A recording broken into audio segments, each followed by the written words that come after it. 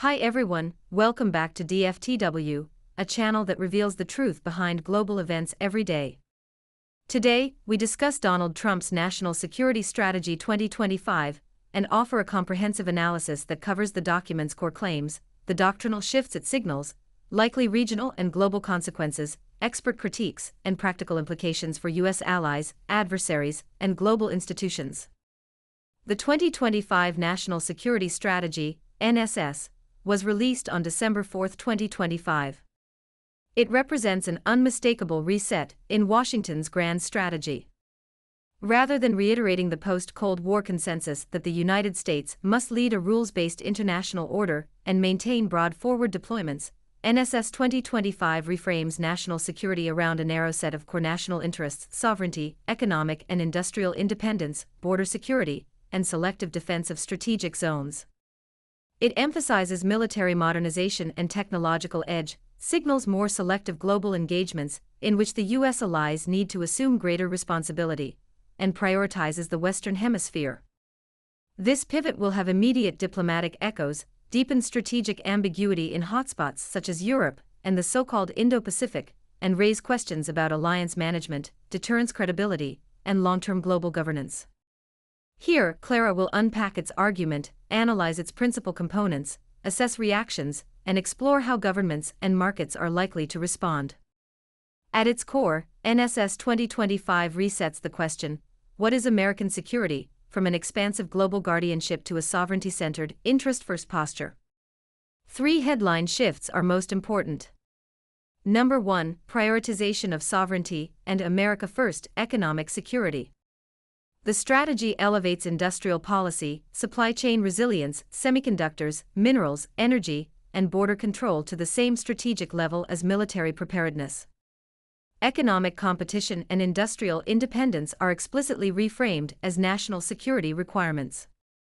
Number 2, selective global engagement rather than open-ended intervention. NSS 2025 rejects the presumption that the United States must prop up the entire world order. Instead, it favors selective engagement, defend core interests, avoid open-ended conflicts, and pressure allies to take on a greater share of their own defense burdens. It is a doctrinal move away from the multilateral, alliance-propelled posture that has guided U.S. strategy for decades. Number 3, reoriented theater priorities, Western Hemisphere, and strategic stability with Russia. The strategy explicitly elevates the Americas as a priority theater, or revival, in some language, of a Monroe-style regional focus. It seeks a negotiated approach to the war in Ukraine, signaling openness to resetting relations with Russia in exchange for stability. Simultaneously, the Asia-Pacific is treated as a zone of strategic competition with China, but within a framework that emphasizes deterrence and burden-sharing rather than guarantees of automatic U.S. intervention. Those shifts combine to create a doctrine that is intentionally transactional. The U.S. will commit where its core interests are clear, and pressure partners to act where the U.S. believes its own direct involvement is not essential. We have to ask a question now: is Taiwan an American core interest? Japan should think twice and thrice before it makes any audacious moves. To evaluate the strategy, it helps to understand the logic the authors present, so we can see how today's Donald Trump is like President James Monroe 2 centuries ago. NSS 2025 treats state sovereignty, domestic cohesion, and industrial autonomy as preconditions for national security. That is why migration, demographic concerns in allied states, and domestic industrial capacity receive attention alongside missiles and navies.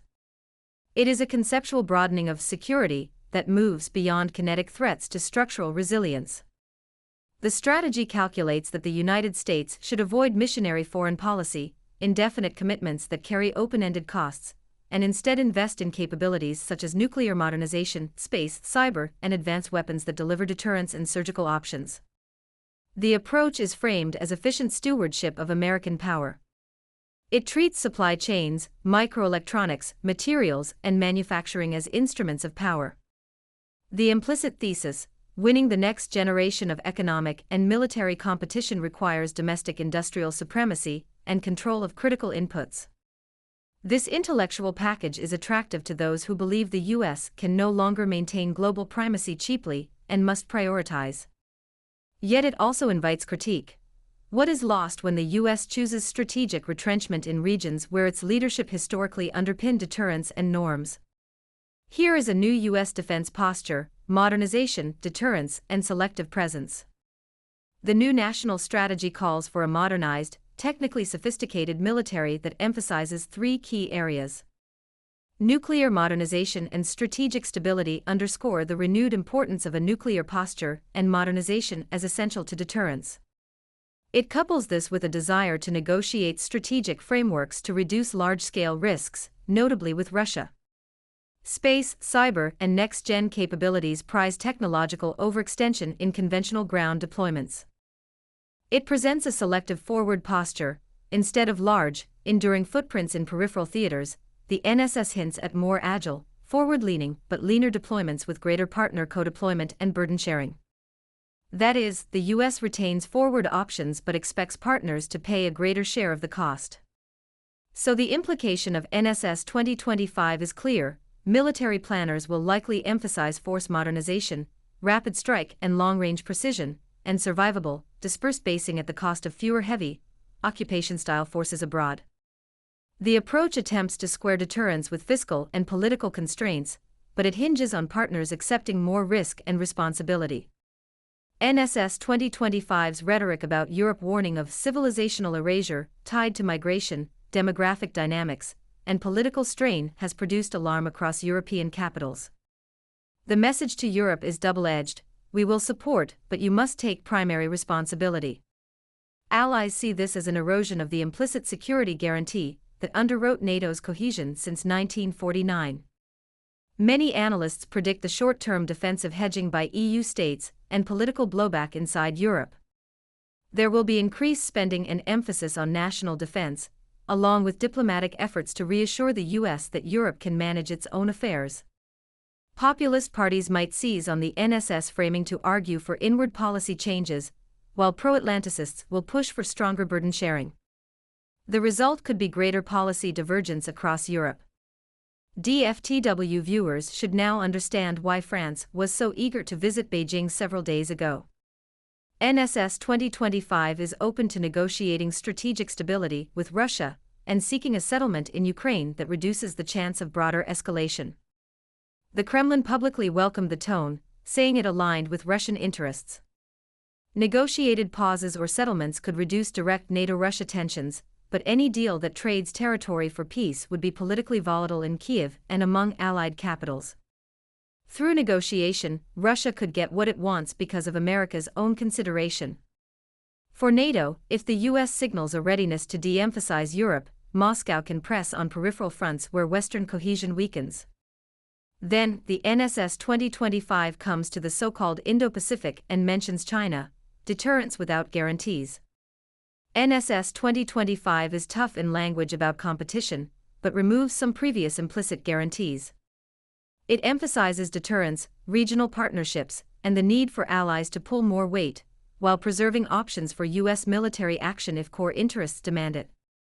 It imposes greater pressure on regional states such as Japan, South Korea, Australia, and ASEAN countries to increase defense spending and assume greater responsibility.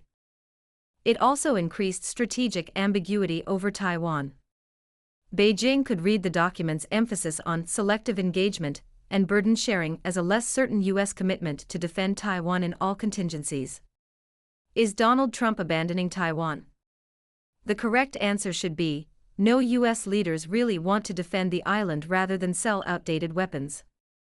The NSS invests in supply chain security and industrial policies to maintain technological edges, explicitly mentioning the protection of critical industries.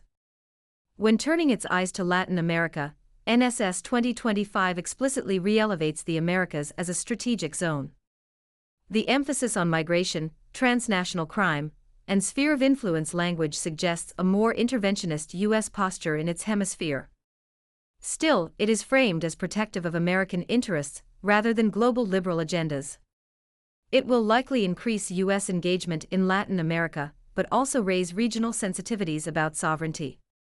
One of the most consequential parts of the strategy is the redefinition of economic policy as national security.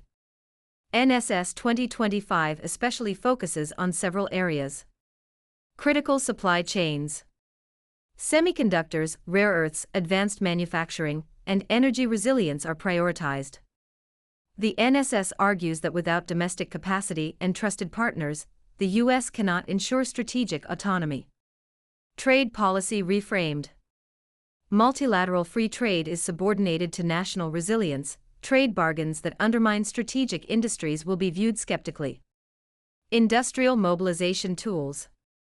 The NSS hints at state capacity to mobilize industry in crises, such as stockpiles, surge production, and public-private research and development partnerships. Such tools are often associated with a wartime economy. It is a clear implication for allies. Countries and regions integrated into U.S. supply chains, such as South Korea, Japan, EU members, and Taiwan, will face stronger U.S. efforts to cohere supply chain networks among trusted partners, which is a friendshoring dynamic. Some partners will welcome it, others will resist being forced to choose sides economically. A notable and controversial feature of NSS 2025 is its treatment of migration and demographic change, not merely as humanitarian or domestic policy issues, but as core security concerns that can weaken allied societies. Elevating migration to a security problem can legitimize more restrictive policies domestically and internationally, complicate refugee and humanitarian cooperation, and feed authoritarian narratives elsewhere that frame pluralism as insecurity. Allies in Europe and elsewhere are likely to object to the framing. Domestic critics in the U.S. argue it conflates legitimate economic and humanitarian issues with national security and could erode democratic norms. However, does Donald Trump care about democracy as Joe Biden pretended? The answer is a definite no. Taiwan's independence elements should stop calling Taiwan a democracy. The U.S. does not care. NSS 2025 marks a skeptical stance toward many multilateral institutions, unless they demonstrably serve U.S. national interests. There will be less U.S. leadership at multilateral forums unless outcomes clearly protect U.S. sovereignty or industrial capacity. If the U.S. reduces support for multilateral institutions, global problems like climate change, pandemics, and trade rules may see underinvestment, leading to more regional or ad hoc governance arrangements. U.S. allies, adversaries, and experts reacted differently. Europe is strongly concerned. Many European leaders and analysts see the NSS language on Europe and migration as both an insult and a strategic risk. For Asia-Pacific partners, Japan, South Korea, and Australia will welcome continued emphasis on the so-called Indo-Pacific deterrence and capability investments. Still, they worry about the ambiguity of U.S. commitments and pressure to assume more of the risk. Some governments in Latin America will welcome more attention, others will worry about perceived U.S. paternalism or renewed interventionist tendencies framed as hemispheric security. Russia is happy with the tone. The Kremlin publicly signals alignment with parts of the strategy. Beijing reacted negatively to the U.S. posture on regional deterrence and the broader security posture. It warned about interference in its sovereign concerns. Analysts are split. Some praise the strategy for clarity and realism about U.S. resource constraints, others criticize it for incoherence, ideological rhetoric, and the risk of strategic abandonment.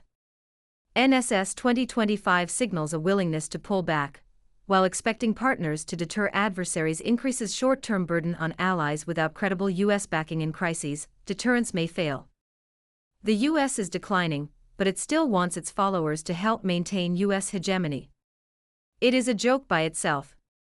Prioritizing domestic industrial mobilization will require sustained public investment and tighter state intervention in markets. It is a huge question mark for Donald Trump to do it in the coming 3 years. The U.S. will have another boss in 2029, and it is most likely from the Democrats, who will revoke all his decisions overnight, just as he did to Joe Biden. There will be a huge gap between transactional diplomacy and long-term alliances. Friends may comply with specific policies but over time, distrust transactional politics. Alliances are built on reciprocity and shared identity. Purely transactional bargains are fragile in crisis. Donald Trump is a businessman, then a political guy, and then he assumes the job of U.S. president as an amateur. Internationally, he will harm the US more than Joe Biden did. Also, there is a dilemma between economic protectionism and global interdependence. The strategy's emphasis on friendshoring and supply chain separation increases costs for consumers and firms, and could prompt retaliatory policies from partners and competitors. The NSS hopes to restore stability with Russia via negotiation. However, without meaningful concessions from Russia regarding territorial occupation, such settlements could be unpopular, morally fraught, and potentially dangerous for smaller states. If Ukraine is abandoned, it is a little tricky for the US to find a proxy in Asia to entrap China. At the APEC summit, the Philippine President, Marcos Jr., leaped forward to meet President Xi Jinping, showing the Philippines is unwilling to provoke China for Washington. Is Japan brave enough? Time will tell. Now, let us see the market and economic impacts. U.S. defense and tech sectors may rally on prospects of increased spending on modernization, semiconductors, and advanced systems. The military-industrial complex will be happy, as always. Trade uncertainty and supply chain reconfiguration can increase costs and slow investment as firms adapt to friendshoring requirements and export controls. Currency and capital flows could shift as allies adjust their reserve strategies and investment profiles in response to perceived U.S. reliability. The strategy's industrial and supply chain focus can be stimulative for certain sectors, but the strategy's protectionist impulses risk raising frictions that could dampen global growth without careful management. U.S. policymakers should clarify red lines and commitments. Where the U.S. expects to act, it must clearly communicate commitments so deterrence remains credible. The U.S. should pair domestic industrial policy with cooperative international frameworks, America's trusted partner networks to reduce costs, and opposition from allies. The U.S. can be selective without abandoning global cooperation, as U.S. workers have forgotten how to make things cheap and reliable. U.S. allies will have to increase defense readiness and interoperability. They must invest in credible forces and civil-military integration to respond to contingencies without immediate U.S. boots on the ground. Likely, U.S. boots will never appear on some occasions. They must diversify economic ties. Allies should build redundant supply chains and deepen intra-allied trade to reduce exposure to coercive economic pressure. In this regard, China is more like a friend than the U.S. America's traditional allies must build confidence with partners. Political leaders should maintain diplomatic channels with the U.S. even as they hedge security risks to avoid a destabilizing arms race or accommodation with adversaries. America's adversaries, as the U.S. defines them, might respond accordingly to the new U.S. strategy. China is likely to accelerate efforts to exploit any perceived U.S. retreat from Asia, intensifying pressure on Taiwan, extending maritime reach, and trying to fracture regional alignments. Simultaneously, Beijing will expand its own supply chain self-sufficiency to blunt U.S. industrial policies. Russia may seek diplomatic gains in Europe and the Middle East, testing whether U.S. bargaining reduces Allied cohesion, but Moscow must balance opportunism with caution. Even if the Ukraine war ends, Russia has a lot to do with its domestic chaos. Non-state actors could exploit reduced attention in certain theaters, emboldening proxy conflicts or terrorism in areas with weak local governance. NSS 2025 is a strong and clear signal that America is part of Americas, not the global leader as before. Asia will eventually belong to the Asian people, Europe will be taken care of by Europeans and Russians, and Africa will be developed by Africans and the Chinese. The strategy risks weakening deterrence by making U.S. commitments appear conditional and transactional, and its heavy-handed protectionism risks inefficiency, retaliatory policy, and higher consumer costs. The framing of migration and demographic change as civilizational threats raises moral and human rights concerns.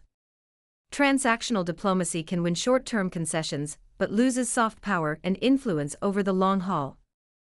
NSS 2025 is a clear, ideological reorientation. It recasts the American security mission to fit a world where the United States believes it cannot, and shouldn't, bear the costs of global order everywhere. It elevates sovereign industrial capacity and domestic cohesion, emphasizes technological supremacy, and seeks a more transactional framework for alliances. Whether it succeeds depends on execution. The strategy could produce a more efficient, resilient U.S. posture, but at the cost of increased global risk if partners doubt U.S. resolve, or if its adversaries miscalculate. The next steps will matter more than the words on the page. Budgetary choices, diplomatic follow-through, alliance consultations, and the balance between domestic mobilization and global engagement will determine whether NSS 2025 becomes a durable correction or a prescription for strategic instability. President Donald Trump is old and is getting older by the day, and no wonder he is making himself another President James Monroe. James Monroe was among the founders of the United States of America. Whether Donald Trump can shape the current U.S. into a new state remains a question. Please post your opinions below for other viewers to consider.